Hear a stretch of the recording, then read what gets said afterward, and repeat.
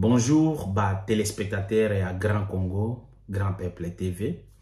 Et ça toujours wabino wabayemba. Aye li susu qu'on peut sabino information, qu'on sa la analyse parce que situation à Congo ezo senga vraiment toya qu'on sa la mise à jour par rapport à makambo ezoleka na katia mboka na biso. Lelo tokolobe la position ya Amérique. Parce que ngana ibisa kibino ke ngana banda sala ba recherche na sala ba recherche na ye to sala analyse na bino parce que sinon nous allons tomber dans la manipulation ya ba rwandais et puis to banda ko continuer kaka ko tikala na ignorance na to banda ko kanisa peut-être ba konzi na biso bazo sala le côté et puis to koyeba te ke munguna ya solo solo oyazo bundisa biso azanani penza parce que lobi na ibisa kibino ke guerre oyo eza chantage donc on va faire chanter Félix Tshisekedi en utilisant le Rwanda, l'Ouganda et le M23. Alors lelo na ye na ba preuve makasi pour bino moko bokolana eza na anglais parce que ba américain balobaka anglais mais na ko interpréter bino yango na ko interpréter yango pour biso nyonso comprendre que en tout cas ata soki oza na idée te ya makambo oyo oko comprendre qu'est-ce qui se passe finalement. C'est quoi l'idée de l'Amérique? Moi personnellement je crois fortement que ba Amérique bazana bolingo ya Rwanda ata mukete mais bazana besoin qu'utiliser Rwanda pona kozwa intérêt na bango na kati ya RDC mais barande pe lokola baza ba malfaiteur lokola baza ba fainéant lokola bazo comprendre te que nous sommes en train de nous tuer entre nous africains alors bandimi kozala utiliser voilà makambo tokolobela lelo mbala moko na ke na position ya Amérique lelo na ibisa bino ke Kagame akendaki na Amérique na jour na bango oya Rwanda's Day et puis côté na biso kuna ya na este moto ebanaye kopela avant les élections Kagame azalaki vraiment na incertitude ya kosakana te ayebaki te soki aza supporté na ba américain to pe aza supporté na ba américain te yango discours na ye bandaye ko changer lelo alobi amona lokola aza na makasi lobi amona lokola moto aza faible ezalika a bongo mosu bajo mosu azo finga pe ba américain parce que moi je me souviens na kolakisa bino d'abord il faut to bandana nous na avant na kena loba to bandana na vidéo oyo ya na ibisa bino position Amérique boyo kadanu maloba oyo Anthony Blinken alobaki par rapport ya situation ozoleka avant na banda loba. We recognize that Rwanda has security concerns of its own, including reports of cooperation between the Congolese military and the Democratic Forces for the Liberation of Rwanda, the DFLR, an armed group. We know that Rwandans are also alarmed, justifiably, by the increase in hate speech in the DRC targeting Rwanda funds. The United States will continue to condemn such unacceptable and dangerous rhetoric, and I encourage President Tshisekedi's government to do the same. When it comes to the FDLR, it has sought to conduct attacks on Rwanda, and it's supported hateful ideologies. And we've seen supports, as I said, we've seen reports of cooperation between Congolese forces and the FDLR. I raised this directly with the president in the Congo, and we are pressing again for that support. Bande wananga bino boyoka ka anglais te na ko interpréter bino Blinken soki oyoki maloba na ye oyo azoloba azo répéter mot à mot maloba oyo Vincent Biruta alobaka yango. Vincent Biruta aza ministre des affaires étrangères ya nini ya Rwanda azo répété mot à mot makambo oyo ba Rwandais balobaka. Azo répété mot à mot makambo oyo Kagame alobaka. Siko ba ennemi na biso en ce moment si eza ba Rwandais. Eza tokoloba régime mais eza ba Rwandais bazo ya na Congo ko ya koboma biso. Donc tokolobake eza ba Rwandais. Mais au mona kaka ba mo oyo Blinken azo loba yango. Nde ba mo oyo ebanda ko bimana monoko ya Olivier Kamitatu. Blinken azo lobake tozo condamné nini ba parole ya idéologie ya haine contre bato oyo bazo loba Kinyarwanda na kati ya Congo. Tozo lobela pe lisusu makambo ya gouvernement congolais azo utiliser ba FDLR. Bazo attaquer Rwanda azo pe na droit ya ko loba o azo loba na droit ko se défendre parce que yepé aza menacé. Maloba ya ba américain. Avant ça, Blinken à un moment donné avant les élections ayaki na Congo so bato bakiko se souvenir ayaki d'abord na Congo et puis ayaki na Rwanda. Na moment wana ba parole na ye ezalaki nanga mona biso. Donc abanda ko lobake Kagame batika ko supporter batika ko zala na sima ya ba M23. Siko tango babanda ko yebisa Kagame pe babanda ko lobabi Congo pe donc bon diplomatiquement parlant babanda ko lobake côté nyoso mibale batika ko zala sima ya ba ennemi. Bao baza sima ba M23 batika ko zala sima ba M23 bao baza na sima ba FDLR batika ko zala na sima ba FDLR. Mais discours wana quand même na Rwanda bana ko passer bazaki nango tango aki na Congo to yambaki ye bien to solo na ye bien to yambaki ye bien mais tango akendaki na Rwanda Blinken boyebi Blinken Anthony Blinken aza ministre des affaires étrangères ya Amérique. Donc cela veut dire que aza mutu mukete. Donc azo pesé. Yé moto asimbi diplomatie donc le chef de la diplomatie américaine c'est Anthony Blinken. Mais akei na Rwanda ayebisi bango makamboyo. Bon ça c'est donc bango ba banega ozolo ba donc ozomona aleini ke ba Rwandais même indirectement bazon dimake baza supporter nini et baza tima ba M23. Mais bayaki ko potana na makambo Blinken na banda ko senga nakaka na tour wana Blinken na banda ko senga bango Amerika azo senga bango apesi bango ultimatum apesi Rwanda Kagame na gouvernement na bango ultimatum ba libérer Paul Rusesabagina, la personne qui avait fait l'hôtel Rwanda. Siko Blinken a yebisi bango ke Paul aza américain. Ba Paul Kagame ba Rwandais balobike et gouvernement ya Paul Kagame balobike te ye aza Rwandais, il faut ba juger na ye ba juger ye par rapport ya ba loi ya Rwanda. Na makambwana na yebisi bino bandeko ba yo batalaki ba potana ki na ndenge moko ko sakana te. Donc le Rwanda a manqué le respect même na Anthony Blinken. Anthony Blinken, donc chef de diplomatie Amérique, a quitté na podium, samba pesana, bye-bye, samba lobana bye-bye na ministre des Affaires extérieures, des Affaires étrangères yanini, ya Rwanda. Anthony Blinken a quitté, Vincent Biruta a continué ko solo la Kinyarwanda accueilli.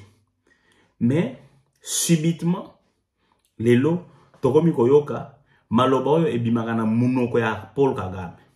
Maloba oyo ebimaka na monoko ya Vincent Biruta et komi ko bimana monoko ya chef ya diplomatie ya Amérique. Ça ne vous dit pas quelque chose?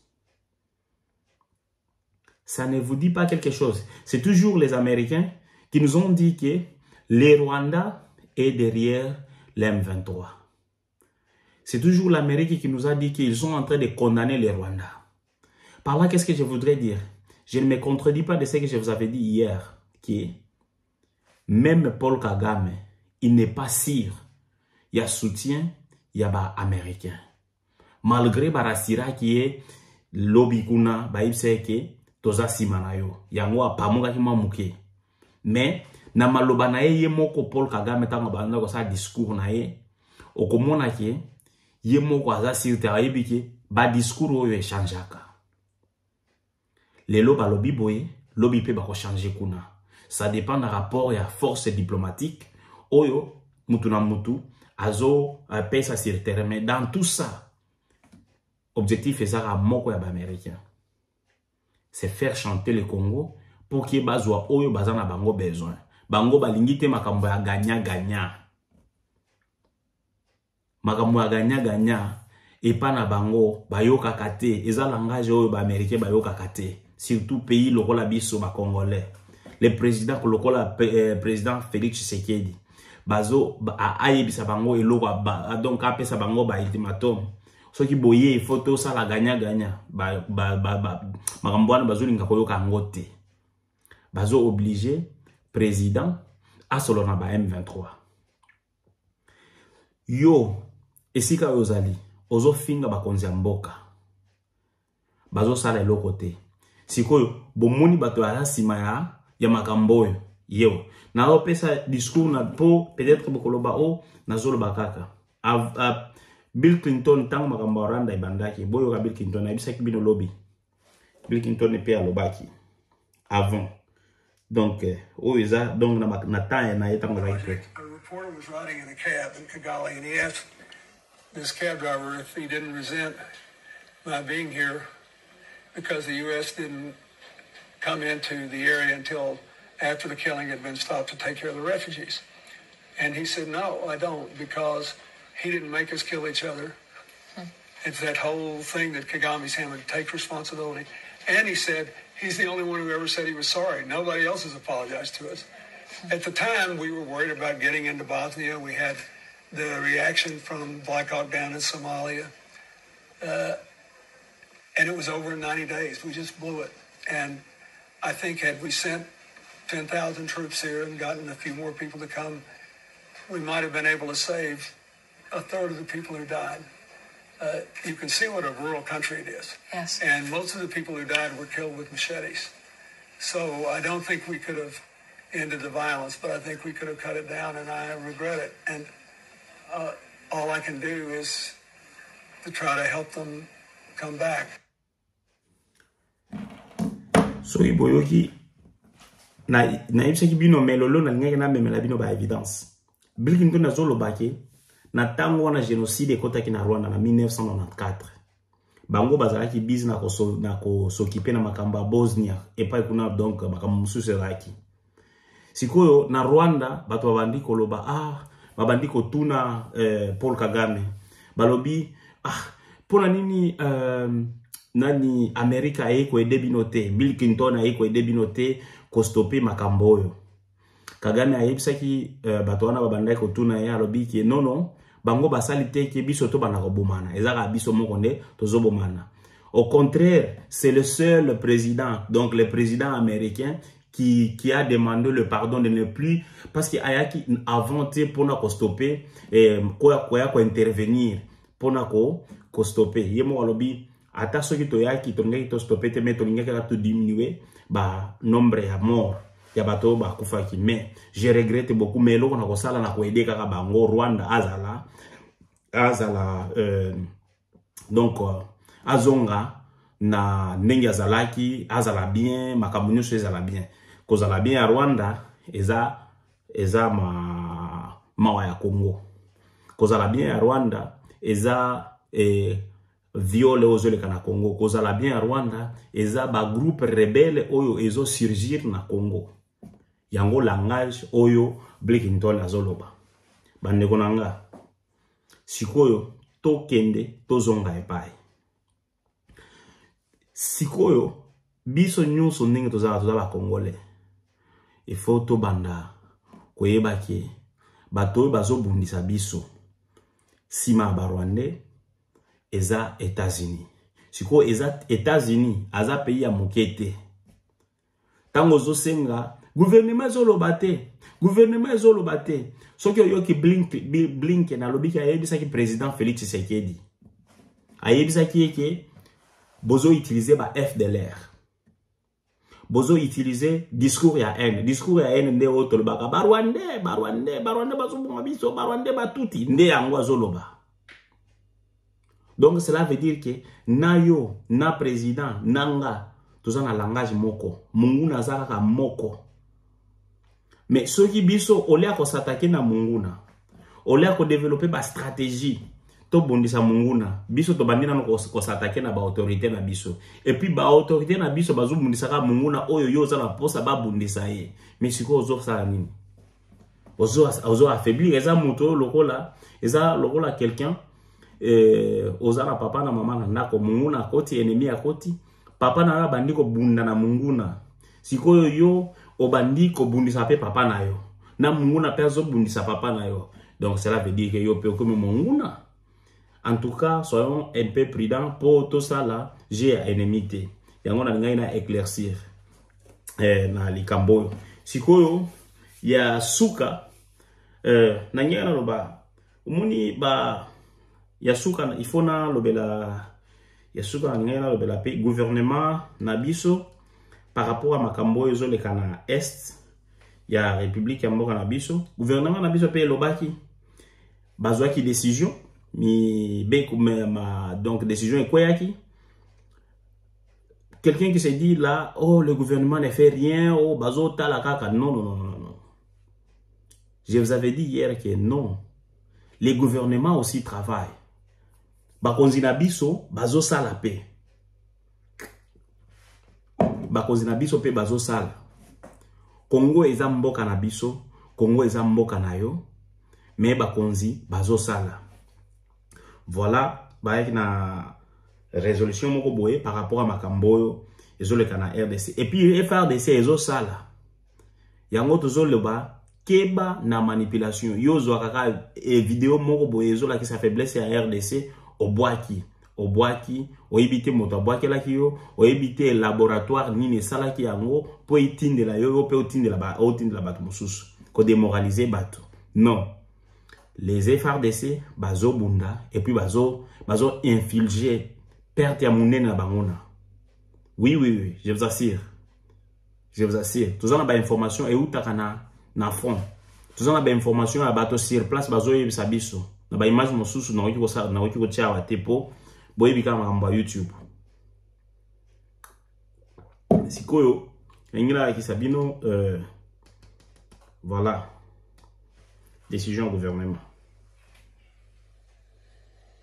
Le Conseil supérieur de la défense qui s'est réuni autour du commandant suprême des forces armées de la police nationale, président de la République, a porté essentiellement sur les questions sécuritaires au niveau général du pays et particulièrement la situation qui prévaut au niveau du Nord Kivu.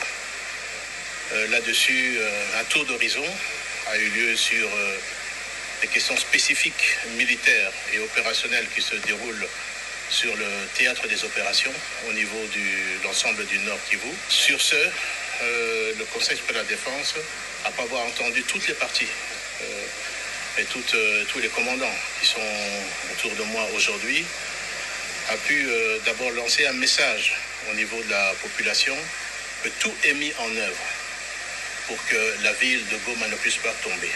Parce qu'il faut faire attention au niveau des réseaux sociaux qui alimentent, et certainement l'ennemi doit être pour quelque chose, les réseaux sociaux pour créer une certaine peur, fragilité dans les esprits. Tout est mis en œuvre sur la défense de la ville de Goma. Deuxièmement, en ce qui concerne les différentes localités qui sont occupées par les forces rwandaises, également l'ensemble des forces armées sont en train de mettre tout en œuvre également pour pouvoir récupérer toutes ces localités occupées par les forces rwandaises. Et ça, le commandant suprême est très ferme là-dessus. Il a demandé que l'ensemble des dispositifs puissent être pris à ce sujet. En ce qui concerne également la question des réseaux sociaux, comme je le disais, je demande à la population de vraiment faire très attention parce que nous voyons des militaires qui sont en train de s'exprimer, nous voyons des audios qui sont en train de circuler. Attention, attention, ce n'est pas la réalité. Les forces armées sont en train de faire un travail extraordinaire. Peut-être que nous ne le disons pas assez, mais vous devez savoir que l'ennemi subit d'énormes pertes également sur le territoire. Enfin, le Conseil supérieur de la défense a demandé au commandant suprême, au chef de l'État, de pouvoir lever le moratoire sur la peine capitale en ce qui concerne les questions de traîtrise au sein des forces de défense et de sécurité. Voici les questions principales qui ont été discutées au niveau de ce Conseil supérieur de la défense autour du chef de l'État, le commandant suprême des forces armées et de la police nationale. Ah, Boyoki. Donc cela veut dire qu'il y a les études qui s'est fait pour retrouver solution. Mais na makamonyo so balobi ya motuya ya kokanga makasi balobi ki na réunion basala qui conseil supérieur de la défense nationale bien RDC bien sûr balobi ki balobaki basala ki ba stratégie nyonso batiaki tout donc bazui mikano nyonso o ba disposition nyonso bo ba ki ko sala pour na ville ya Goma ekweyate. Ce n'est pas seulement que Bazaka a besoin de ville à Goma ekweyate et na bazo protéger la ville à Goma o nyoso ba localité bato bazo ki wana eza nécessaire non eza nécessaire balobi pe yango wana baso sa pe ba stratégie de façon que ba récupérer ba localité nyoso oyo ba M23 bazui et puis balobi pona makambo ba traître ba signe na président ba longola nini wana et protégeaka donc ba signe na président ba sala nini ba autoriser peine capitale donc exécution au trahir pays ba bomio. Bon évidemment il faut une procédure ba ko sala ngo donc ce que vous avez na ndeko na yo traître à partir de la communication ou il y a conseil supérieur de la défense nationale et PCBISO.